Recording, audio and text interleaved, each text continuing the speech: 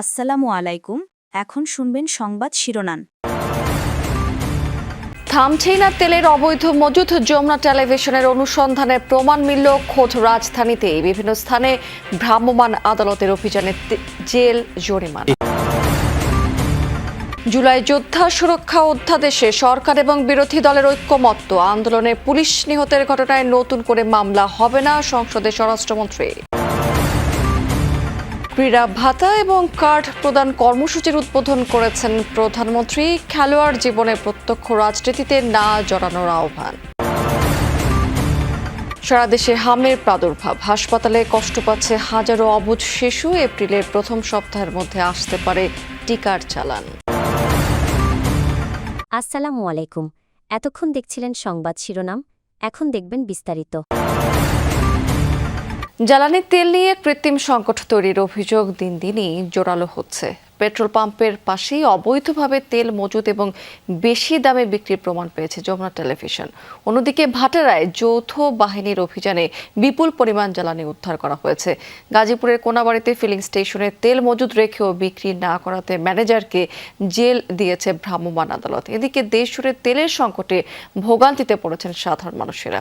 রাজধানী নিকুঞ্জে একটি ফিলিং স্টেশনে গেলে পাম্প কর্তৃপক্ষ জানায় তাদের কাছে বিক্রয়যোগ্য জ্বালানি তেল নেই, রাখা হয় না কোনো মজুদও। কিন্তু পাশের নিরাপত্তা কক্ষেই মিলেছে ভিন্ন চিত্র। তেল নেই এই সাইনবোর্ডের আড়ালে পাম্প সংশ্লিষ্টদের যোগসাজশেই বিক্রি হচ্ছে খোলা তেল, যা হাতে নাতে ধরে যমুনা টেলিভিশন। আপনি তেল দিচ্ছেন, ওই লোকটা আপনার থেকে তেল দিতে আসছে, কিছুক্ষণ আগেও আপনি কয়েকবার তেল দিয়েছেন, কিভাবে দিয়েছেন? না আমি তো তেল দিই না। ক্যামেরার সামনে অস্বীকার করলেও পাম্প সংশ্লিষ্ট বিআরটিসি বাস ডিপোর নিরাপত্তা কক্ষ থেকে উদ্ধার হয় বোতলে মজুদ তেল। পরে আর অনুসন্ধানে বেরিয়ে আসে গোপনে তেল সংরক্ষণ করে তা গোপনে বেশি দামে বিক্রি করে আসছিলেন এই পাম্পের সংশ্লিষ্টরা। পাম্প কর্তৃপক্ষরা নিজেরা তেল মজুদ করছে। আমি রাখি নাই তেল। বিআরটিসি ডিপোর ভিতরে আপনি তেল নিয়ে এখান থেকে সাপ্লাই দিচ্ছেন, মিথ্যা বলছেন কেন? না স্যার, আমি সাপ্লাই দিই না তেল। এই সময় বিষয়টি নিয়ে কথা বলতে গিয়ে প্রথমে দায় এড়িয়ে যান পাম্পের ব্যবস্থাপক। আসলে এটা তো সিকিউরিটি আমাদের আন্ডারের, আমার কেউ না, সিকিউরিটি কোম্পানির লোক এই জায়গায় ছিল। তবে পরবর্তীতে স্বীকার করেন মানবিক কারণে বোতলে দেয়া হয়েছিল তেল। বলে যে আমার গাড়িটা অসুস্থ হয়ে রয়েছে, মেডিকেল হসপিটালে যাওয়া লাগবে, তখন আমরা হয়তো 2 লিটার বা 3 লিটার দিই। এই রকমের হয়তো করতে পারছে। বলেন কি এরকম কেন? এরকম তো কোনো সময় করে না, কেউই তো করে না, কিন্তু আপনি এভাবে করলেন কেন? বলছি ভাই 5 লিটার তেল দেন, 1 লোকের তেল চাইছিল, আমার কুশল ডাকতাম। সরকার নির্ধারিত 120 টাকার অকটেন এখানে গোপনে বিক্রি করা হচ্ছিল 200 থেকে 220 টাকায়। জুলাই যোদ্ধাদের সুরক্ষা অধ্যাদেশ সর্বসম্মতিক্রমে সংসদে বিল আকারে পাশ করার বিষয়ে ঐক্যমত্য হয়েছে বলে সংসদে জানিয়েছেন স্বরাষ্ট্রমন্ত্রী সালাউদ্দিন আহমদ। গণ অভ্যুত্থানের সময় পুলিশ হত্যার এই বিষয়টি এরই মধ্যে ফয়সলা হয়ে গেছে বলেও জানিয়েছেন তিনি। আর জ্বালানি পরিস্থিতি, সরকারের প্রস্তুতি, পরিকল্পনার সংসদে তুলে ধরে জ্বালানি মন্ত্রী বলেছেন যে জনগণের মধ্যে আতঙ্ক অনর্থক জটিল করে তুলেছে জ্বালানি পরিস্থিতি। সম্ভাব্য চাহিদার চেয়েও বেশি প্রস্তুতি রয়েছে সরকারের। তিনি বলেছেন যে জ্বালানি ঘাটতির চেয়ে মজুদের মানসিকতাই এখন সবচেয়ে বড় সমস্যা। সংসদ অধিবেশনের আজকের কর্মসূচির শুরুতে প্রশ্ন জিজ্ঞাসা ও উত্তর। পুলিশ হত্যা নামক একটা ফ্রেম ব্যবহার করা হচ্ছে আওয়ামী লীগের তরফ থেকে। সেই বিষয়ে যে অস্পষ্টতা তৈরি হয়েছে, সেই বিশৃঙ্খলাগুলো দূরীকরণে স্বরাষ্ট্র মন্ত্রণালয়ের পক্ষ থেকে কোনো উদ্যোগ আছে কিনা আপনার মাধ্যমে জানতে চাই। জবাবে স্বরাষ্ট্রমন্ত্রী বলেন, সে ফয়সালা যুদ্ধের ময়দানেই হয়ে গেছে। গণ অভ্যুত্থানের সময় রাজপথে অভ্যুত্থানকারী আন্দোলনকারীদের বিরুদ্ধে যারা হানাদার বাহিনীর মতো ঝাঁপিয়ে পড়ে হত্যাযজ্ঞ চালিয়েছে, ম্যাসাকার করেছে, গণহত্যা করেছে, তারা জনতার প্রতিরোধের মুখে কেউ কেউ হয়তো প্রাণ হারিয়েছে, কেউ কেউ আহত হয়েছে, কিন্তু সেটা যুদ্ধের ময়দানে ফয়সালা হয়ে গেছে। এবং সেখানে জুলাই যোদ্ধাদেরকে সুরক্ষা দেওয়ার জন্য যে অধ্যাদেশ জারি করা হয়েছে, সেই বিষয়ে আমরা এই অধ্যাদেশটি এখানে গ্রহণ করার জন্য সবাই সর্বসম্মত হয়েছি। স্বতন্ত্র সংসদ সদস্য রুমিন ফারহানার প্রশ্ন মব কালচার নিয়ে। বিস্তারিত পরিসংখ্যানও তুলে ধরেন তিনি। যেহেতু একটা খারাপ কালচার বাংলাদেশে শুরু হয়েছে এবং আমি নিজেও 21শে ফেব্রুয়ারি সেটার একজন ভুক্তভোগী। জবাবে স্বরাষ্ট্রমন্ত্রী বলেন, দাবি আদায়ের নামে কোনো মবের সুযোগ দেবে না এই সরকার। রাস্তাতে যে কোনো দাবি নিয়ে সড়ক অবরোধ করে দাবি আদায়ের যে প্রবণতা ইন্টারিম গভর্নমেন্টের সময় দেখা গিয়েছে, ক্ষেত্র বিশেষে সেই গভর্নমেন্টের দুর্বলতার কারণে ইন্সপায়ার্ড হয়েছে, সেটাকে আমরা আর কখনো এলাও করব না।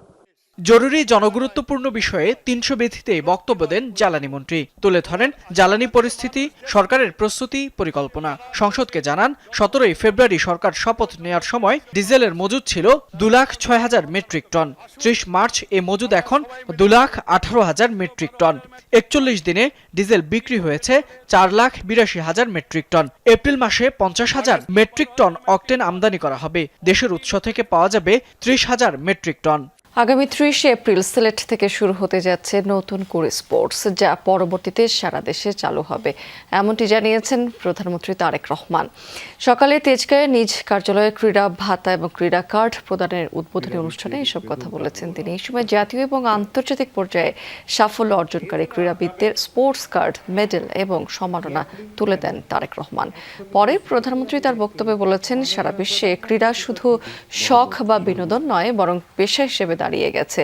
বাংলাদেশও সেক্ষেত্রে পিছিয়ে থাকবে না।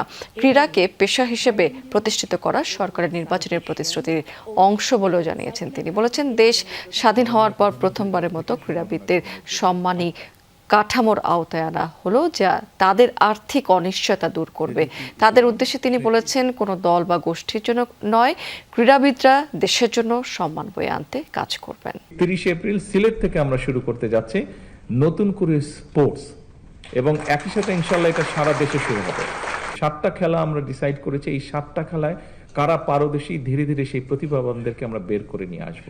পেশাদার খেলোয়াড়ি জীবনে আপনারা কোনো রাজনৈতিক দল বা গোষ্ঠীর প্রতিনিধি নন বা হবেন না, বরং ক্রীড়া নৈপুণ্য দিয়ে দেশের প্রতিনিধি হয়ে উঠবেন আপনারা। রাজধানীর সংক্রামক ব্যাধি হাসপাতালে 3 মাসে হামে আক্রান্ত হয়ে চিকিৎসা নিয়েছে 600-র মতো শিশু। মারা গেছে সেখানে 19 জনের মতো। রোগীদের অর্ধেকেরও বেশি আক্রান্ত হয়েছে টিকা নেয়ার আগে। বাদ যাচ্ছে না নবজাতক, অথচ দেশে এই রোগের টিকা দেওয়া হয় 9 মাস বয়সে। ফলে টিকা দেওয়ার সময় এগিয়ে আনার কথা ভাবছে স্বাস্থ্য অধিদপ্তর।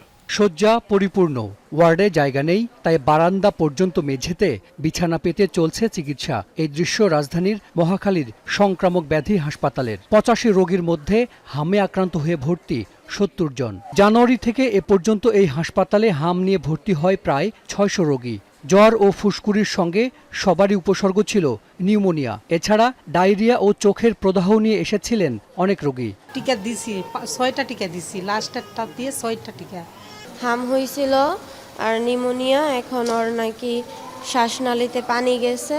এখন সে আইসিইউতে ছিল, এখন আইসিইউ থেকে পাশের বেডে পাঠিয়ে দিয়েছে। আইসিইউতে রাখছে, অতটা ভালো না, মোটামুটি একটু আসছে ভালোর দিকে। ডায়রিয়া ছিল, শ্বাসকষ্ট ছিল, ওইখান থেকে যখন হাম দেখা দিয়েছে তখন এখানে পাঠাইছে। ভর্তি রোগীদের মধ্যে 1 বা 2 মাসের শিশুও আছে। 60 থেকে 70% বয়স 9 মাসের কম, অর্থাৎ টিকা নেয়ার আগেই আক্রান্ত তারা।